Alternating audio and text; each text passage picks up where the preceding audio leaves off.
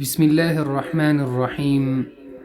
دا د 14مې سپارې اووم درس دی او د طه سوره چې شلمه سوره ده 22 تر 40 آیت ورسره ولولئ چې په ترجمه یې درست پوه شئ. اعوذ بالله من الشیطان الرجیم. واضمم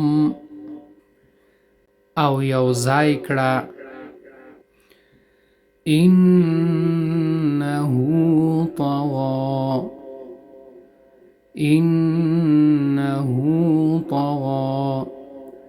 بشک هغه سرغړولې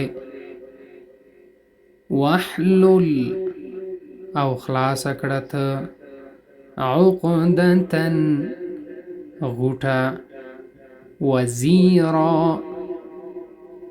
مفهوم دې کومک کوونکې ازری مفهوم دی چې ملازمه کی نسبحک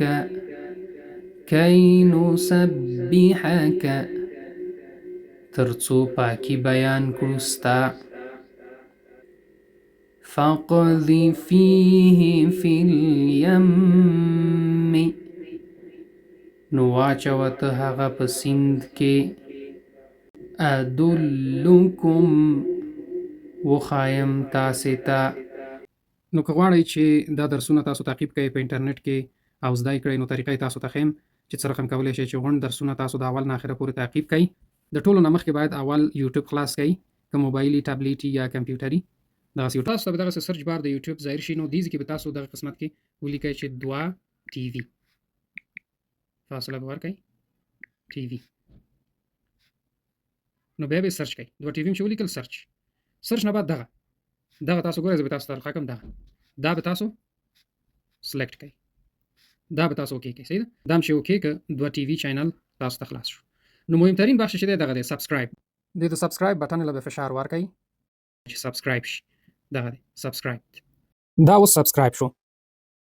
بعد د دې نه چې دا سبسکرایب هم که نو دا ډیر مهم ځکه دی سبسکرایب چې تاسو ته به همیشه د دې معلومات راځي، کومه ویډیو چې د درس باره کې راځي نو تاسو ته حتما معلومات راځي چې نوې ویډیو راغلې، تاسو کولی شئ خپل درسونه تعقیب کړئ. نو دې نه بعد به موږ پلی لیست سلیکټ کړو. پلی لیست هم چې انتخاب کړئ کې غونډ درسونه دي. پلی لیستونو کې غونډې سپارې شته، مثلا 14مه سپاره شوه، 15مه شوه، 14مه شوه، هره سپاره مثلا اول پورې 4مه سپاره شوه، دا د اول جز اوله سپاره. نو په طور مثال مثلا 11مه سپاره به زه انتخاب کړم.